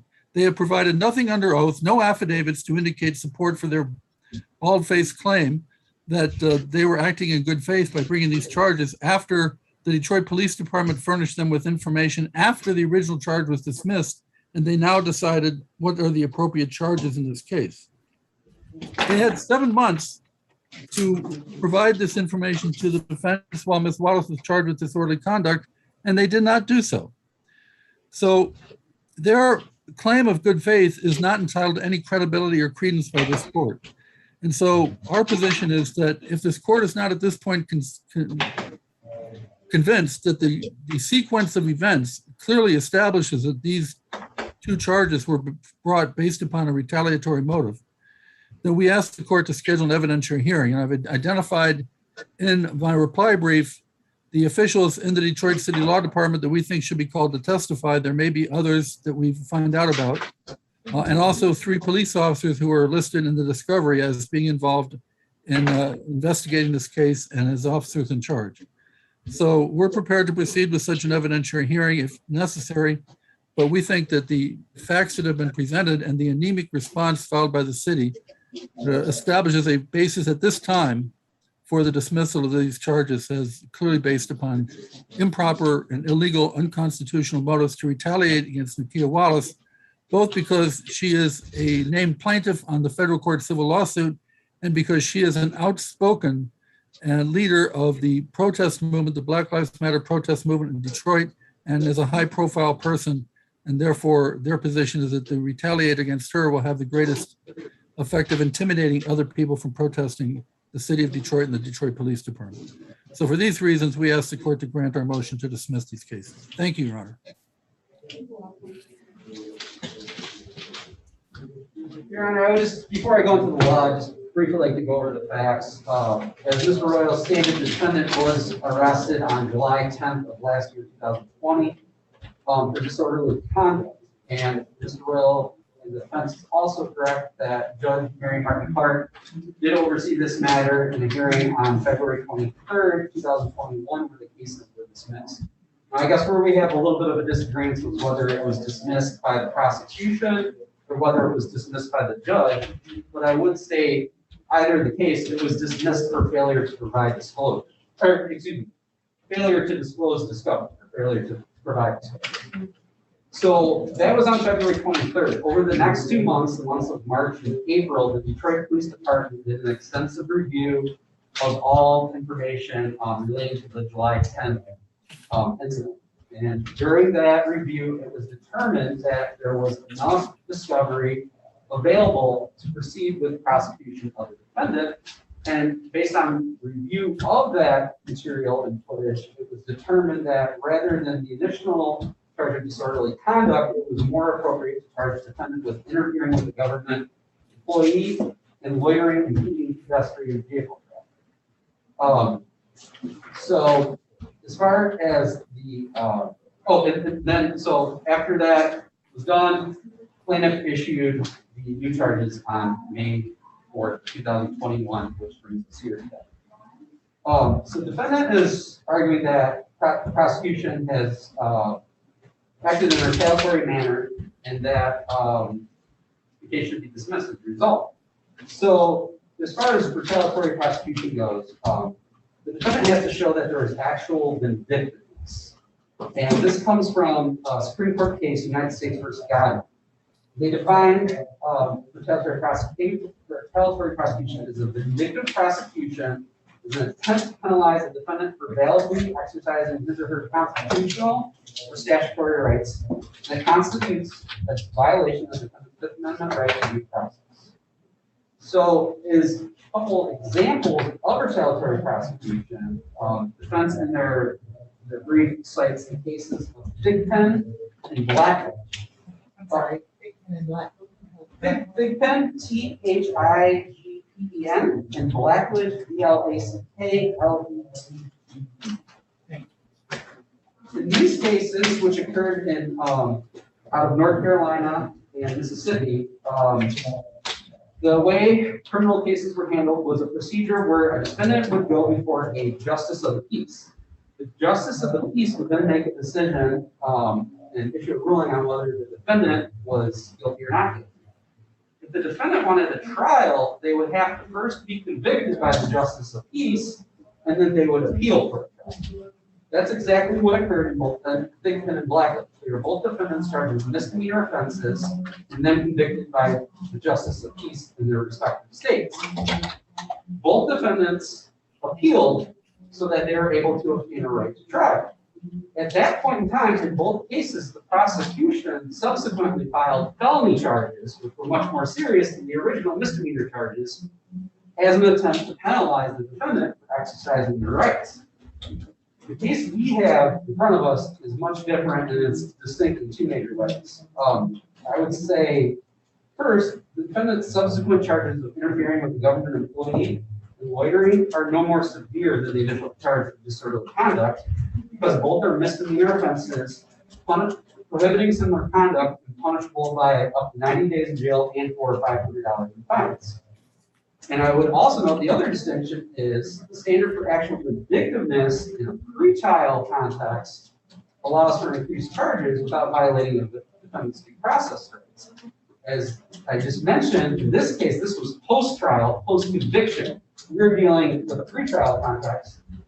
And going back to the case of the United States versus Godwin, the court ruled that a change in the prosecutor's charging decision made after the initial trial is completed is much more likely to be improperly motivated than its pretrial decision. And they go on to say the initial trial charges filed by a prosecutor may not reflect the extent to which an individual is legitimately subject to prosecution. The initial charges filed by plaintiff against defendant were dismissed by the plaintiff during the pretrial stage, which is very important, for an inability to proceed without necessary material evidence from the police department. As we stated before, once we obtained the necessary evidence that was reviewed and determined that the two offenses the defendant was charged with were appropriate. Plaintiff also believes that the defendant has not met their burden to obtain a dismissal in this case. While the defendant may obtain a dismissal on an indictment on grounds of prosecutorial vindictiveness, United States v. Purdue said that they must show actual vindictiveness that is objective evidence that the prosecutor acted in order to punish the defendant for standing on his legal rights. There is no objective evidence provided by the defendant that the plaintiff acted in a vindictive fashion. And additionally, there are objective explanations for the actions taken by plaintiff in the prosecution of the defendant. So if a presumption of retaliatory prosecution is met, plaintiffs can rebut those with objective explanations. Quoting the case out of the Sixth Circuit Court of Appeals, Brayden v. Poindexter, which both defendant and I cited in our briefs, it states only objective, on-the-record explanations can suffice to rebut finding a realistic likelihood of vindictiveness. Two examples of acceptable explanations are, and this is very important, governmental discovery of previously unknown evidence and previous legal impossibility. As we mentioned, we have seen video footage of the incident in question following the dismissal of the original charges. The video footage and the accompanying evidence then provided the plaintiff with the ability to prosecute the actions that were taken by the defendant on July 10, 2020. I would just note, I know that Mr. Royal references the federal lawsuit quite a bit, but Your Honor, I've given explanations on why this is just coincidental. The fact that the defendant's a named plaintiff in the federal lawsuit had nothing to do with this, as the prosecution filed the initial charges back on July 10th, and the federal lawsuit wasn't even filed until August 31st, 2020. So when the initial charges were filed against the defendant, the federal lawsuit was not in existence. So for all those reasons, Your Honor, we would ask that the court deny the defendant's motion to dismiss because of retaliatory prosecution and deny the request for notification. Thank you.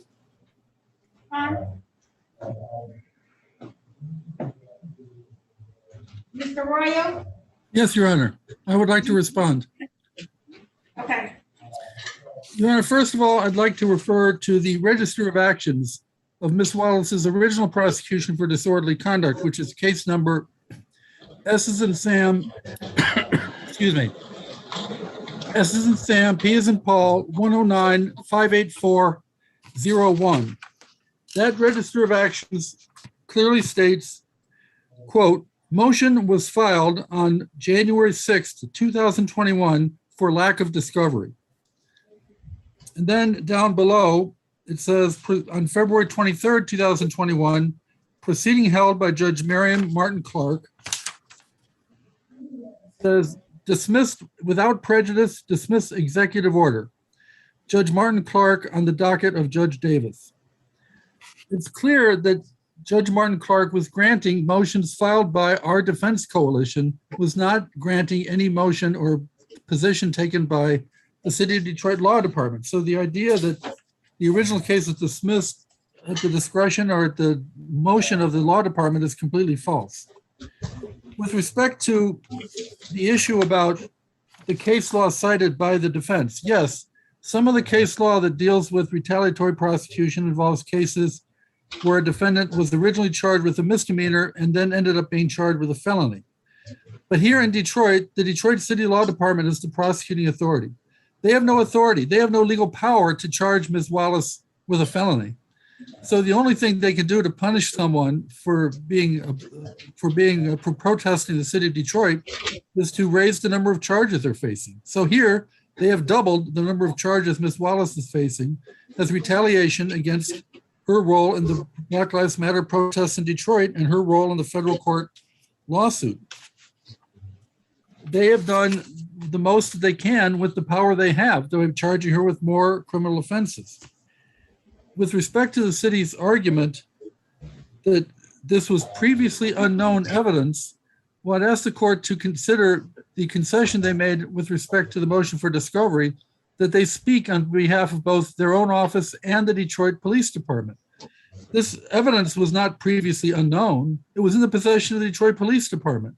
If the court is to accept their position at face value, what they are saying is that 7 months went by during which they made no effort to find out what information was available within the Detroit Police Department with respect to the arrest of Nikia Wallace on July 10, 2020. For 7 months, in the face of multiple requests for discovery from the defense, they made no effort to find out what information, what documents, what police reports, and what police body cam videotape actually exists with respect to Nikia Wallace. And they only began to look at it after Judge Martin Clark dismissed the disorderly conduct charge on February 23rd. This is really a stretch for the court to accept that type of an argument. The fact is that they began looking for anything they could come up with after the case was dismissed on February 23rd. And they come up with 50 pages of police reports and so far 4 police body cam videotapes that they'd previously told the court and the defense did not exist. So they have no credibility. And the problem with this kind of a motion is that it involves the thinking process, the motivation of officials in the Detroit City Law Department. And of course, they're not going to leave written records or documents around to indicate that this was a retaliatory prosecution to refile these charges against Ms. Wallace. And that's why we may need to have an evidentiary hearing to get to the bottom of this. But we think that the chronology of events, the way in which these charges, the timing in which these new charges were filed with respect to the extremely strong opinion from the federal court dismissing the city of Detroit's counterclaim against Ms. Wallace and the other plaintiffs in the federal court civil lawsuit, in and of itself establishes that this is a retaliatory prosecution. So we'd ask the court to dismiss these cases, both of them at this time. But if necessary, we'd ask the court to hold an evidentiary hearing as requested. Thank you very much, Your Honor. I have a couple of questions. Well, of the 10 people who are on the federal lawsuit, how many have received new charges? How many have been recharged since their original charges were dismissed? Yes. No, just on the federal, just on this federal lawsuit, of the 10 folks, 10 people who are on the federal lawsuit, did everyone get new charges? All of them had their original charges dismissed except Tristan Taylor. Tristan Taylor is still facing the original charges. With respect to the other 9, Nikia, do you know how many of them have been recharged since the original dismissals? Yeah, so only 3 people who are in the lawsuit were ever charged to begin with, and all 3 of us have been charged. Okay. Now, Your Honor, we've been told that there may be more people being recharged in the future, but we haven't received any information yet that has happened. But so three of the plaintiffs who were in the federal civil lawsuit, they had their charges dismissed and they've been recharged, all 3 of them. And of those 3 people, now going back specifically to your client, I do think discovery plays a role in this. The discovery was provided with body cams. Have the body cams been viewed to see if your client can be identified on it? Judge, I'm sorry. I'm having a little trouble with the audio. It's okay. I said the body cam. Have they been reviewed? Because I don't have the body cam to see. The other cases are dispersed among other judges of this court. I know some other police body cams have been furnished regarding some of those other defendants. I don't have the information regarding how many. About your client specifically. My client, they've given us 3 and they say for the 4th is in the mail of 4 of the 5 arresting police officers.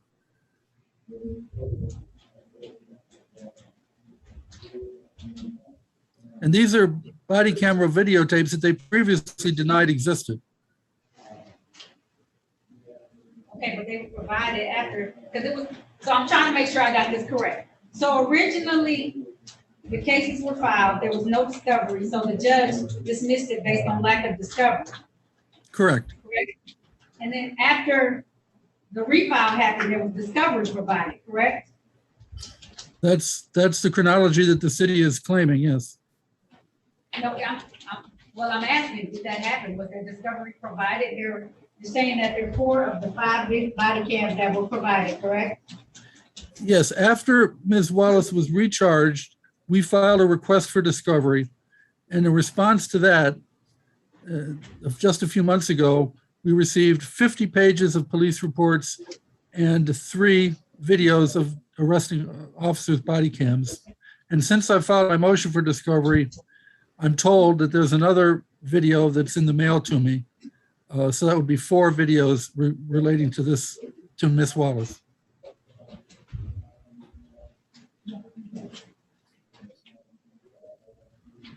Now I tried to go and open up, I'm not able to access the opinions from on the federal side. So I wasn't able to see them. I thought they were in it, but when I clicked on it, it had me trying to passcode. I tried to put the links in. I can make an additional effort to email them to the court. Resend me the links and see if I'm able to open them up at that time.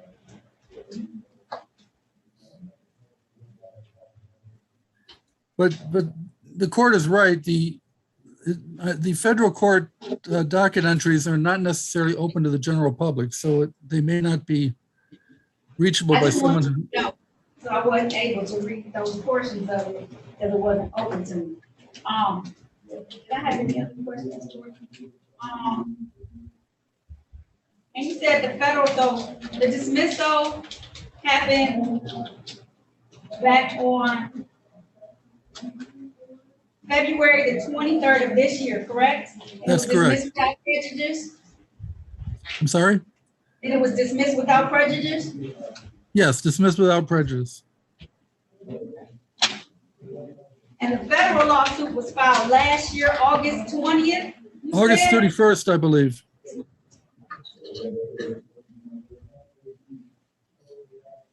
Now, when was the opinion of the federal court? Well, the first significant opinion from the federal court was the opinion granting the temporary restraining order. That was issued on September 4th of last year, just a week after the lawsuit was filed. Okay. But the most significant opinion of the federal court was the denial and the dismissal of the city's counterclaim. And it was a dismissal with prejudice. And that was issued just 2 weeks after Ms. Wallace's original case in this court was dismissed. It was issued on March 4th of this year.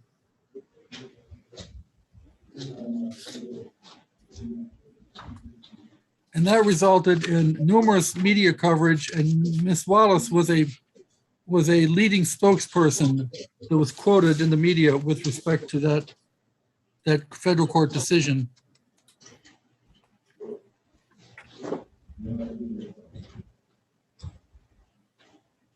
I'm sorry, it was March 10th, Your Honor. March 10th of this year was the dismissal of the city's counterclaim in the federal court.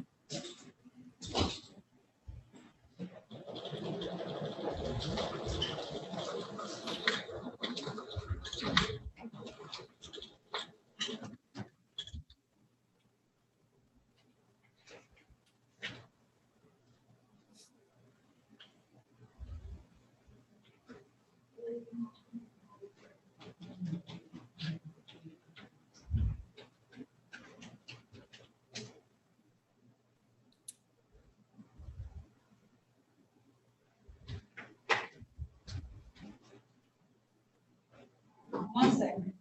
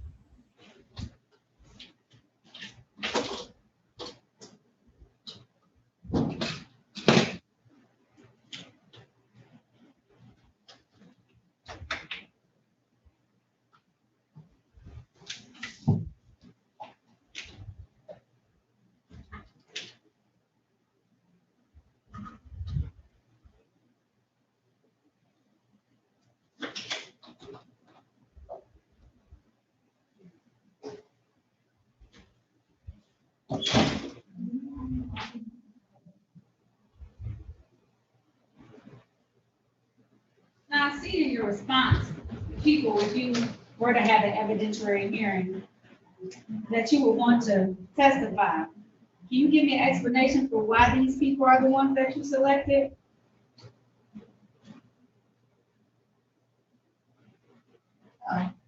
Did you ask them to get low call? Okay, well, hold on a second.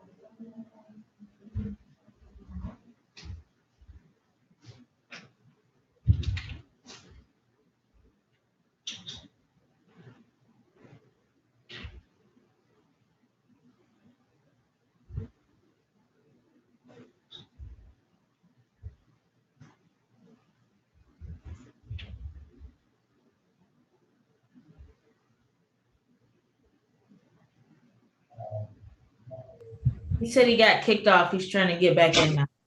Okay.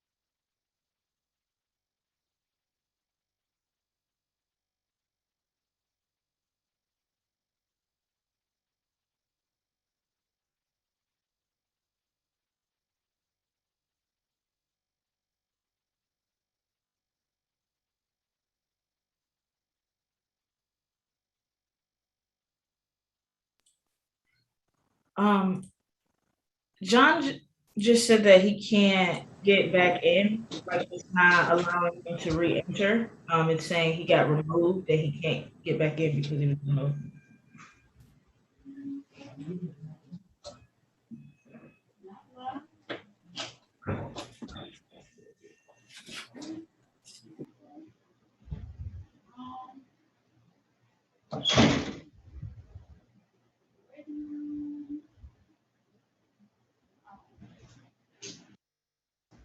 Okay, I'm trying to figure out what's going on. I didn't remove him, I don't think.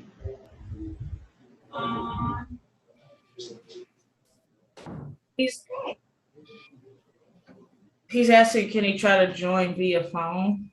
Yes, tell him to join via phone, please. The number is 929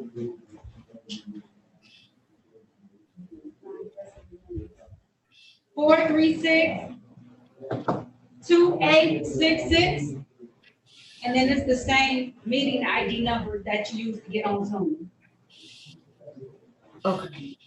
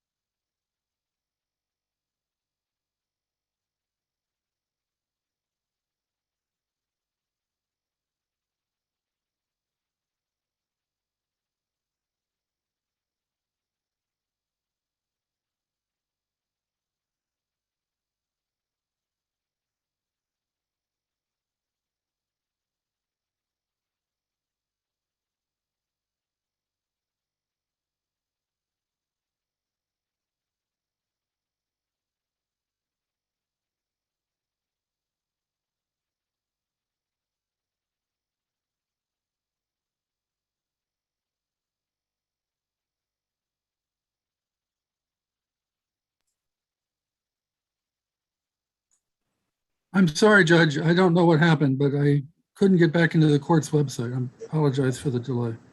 It's okay. Give me 1 second. My clerk has to, my court reporter has to step out for a second and then we'll return to this, okay? Very good. Thank you.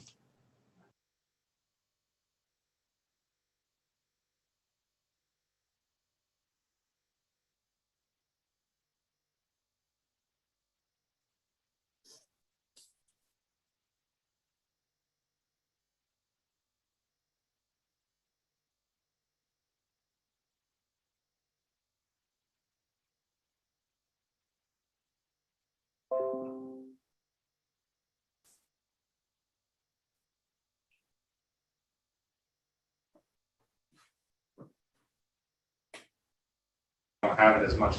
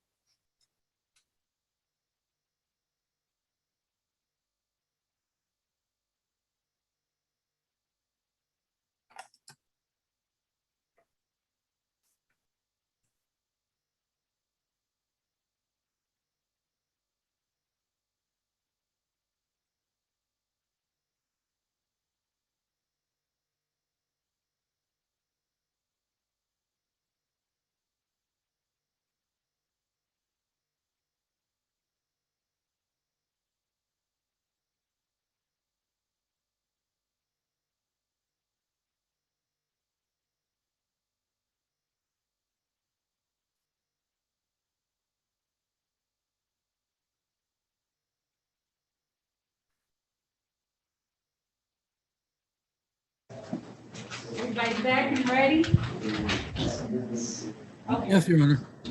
All right, continuing this matter. My questions I had, I saw that you had several people that you, if a hearing was granted, that you would want to have. Why all these people? Do you have a reason for each one of these folks? I'm sorry, Judge. I didn't understand that question. My question is, okay, so I see that you, if I don't grant the motion that you want to have an evidentiary hearing, and I see it's several people, and would you be able to provide me with what you believe each one of these people will be able to testify to? Well, I believe they were involved in the decision-making process. I mean, obviously, I don't have access to who exactly made the decision.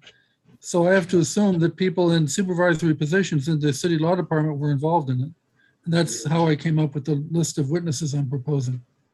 So it wasn't necessarily that these people, you had heard specifically that any of these individuals were the ones involved. You just believe that since they work for that department, that their involvement was in the charging decisions. Is that what That's clear? That's correct.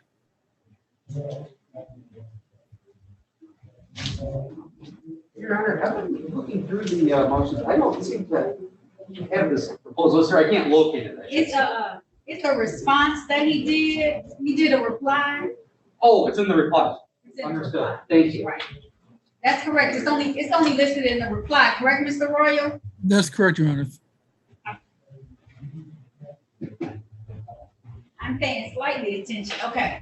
I do want to give the opportunity, because you filed another motion too, the other motion.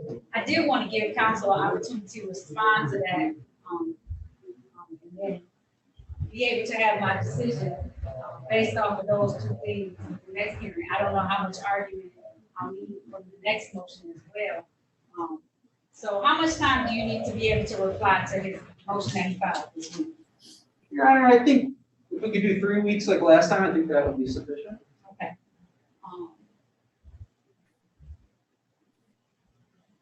Takes us right before Thanksgiving.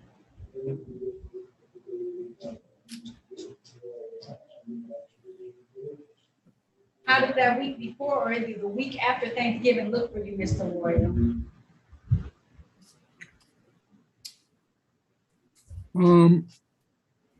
I have a probable cause conference in this court on Monday. 22nd? On November 29th. Oh, okay. And I have a dentist appointment on the morning of November 30th. Other than that, I'm free. I do want to check just to make sure that's a good day to be able to give y'all plenty of time. And the clerk stepped out for one. Let me see.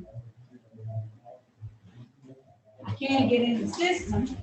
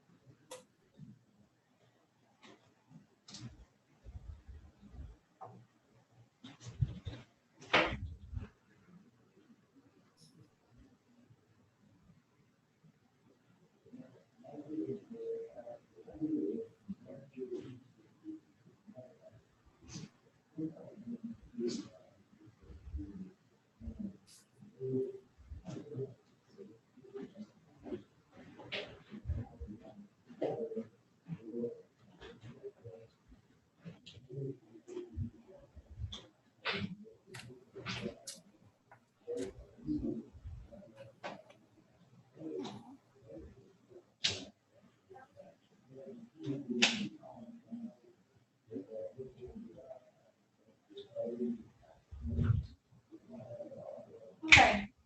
November the 29th. Now, you said you were physically going to be in the building, Mr. Royal? Well, I have a probable cause conference. I assumed it would be a Zoom hearing, but I can be in the building if you want me to. No. I was just asking because I wanted to, you said you had a pretrial in the building, so I wanted to make sure it wasn't in person. The probable cause conference scheduled for that morning will probably be a Zoom hearing, but it's in 36th District Court, yes. Okay. And if the court needs me to be here in person for the evidentiary hearing, I can drive down the night before. No, if I make the determination, I'll make sure it's the time where everybody can be present in the courtroom for a live evidentiary hearing. So I wouldn't do that to you. This is just where we can have the response to your other, so you can have the response to your other motion, so I can have a reply, and then I can make my motion on that day or make my decision. Well, that's fine. But to make my decision today. I'm available anytime. Okay, I just want to make sure the 29th is a good day for you. Yes, that's fine.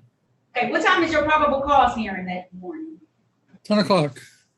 Okay, can I make this one, I don't have a super busy docket, but we know what that turns into. So,